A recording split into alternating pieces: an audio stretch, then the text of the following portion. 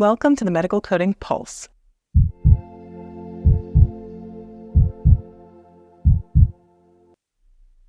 Today, we're going to take a pulse on the essentials of medical coding. This is going to correspond with Chapter 1 of the CPC curriculum or Chapter 1 of the step-by-step medical coding curriculum. This section is really about understanding the landscape of medical coding and setting that good foundation of understanding of what is to be expected in this career.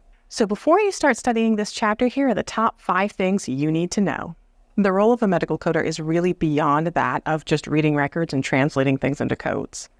We're the architects of a universal healthcare language, and that makes sure that all of these services that are rendered in healthcare settings are accurately represented and reimbursed. It requires a lot of precision, a lot of analytical skills, and a deep understanding of things like medical terminology and anatomy and general healthcare information. The Medicare RBRVS, or Resource-Based Relative Value Scale, is the system that we use to figure out how much doctors get paid for the services that they provide to patients based off of Medicare fees and Medicare patient reimbursement. It incorporates a lot of different things to figure out the appropriate reimbursement, things like the provider's skill, their resources, and even the time it takes to provide that service. So, for example, a code for a complex heart surgery is going to have a higher reimbursement than a routine well checkup.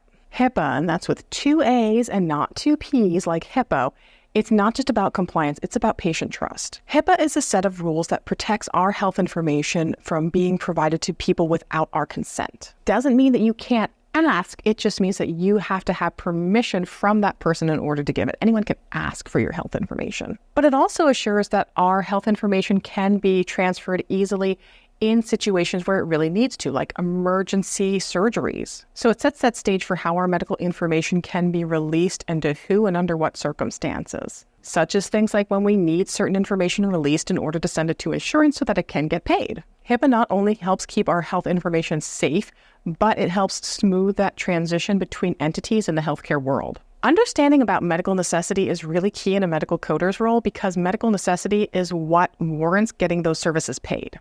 The documentation that we're reviewing has to not only support the billing, but also things like quality improvement activities. And of course, compliance. Compliance is our roadmap to ethical coding and billing. It's really essential in doing things like preventing fraud and abuse and ensuring accuracy in our claims. As coders, we need to understand all of these different regulations, and we have to be vigilant in making sure that we are properly enforcing them. Our integrity directly impacts the operational success of our healthcare systems. So those are the top 5 things that you should focus on when you're studying this section. Each term, each guideline, each compliance regulation that we adhere to is a more robust understanding and proficiency in our field. Remember that your dedication and your pursuit of knowledge is really what's going to lead you to success in a medical coding career. And now you've got the pulse, so move on now to the checkup of your medical coding studies.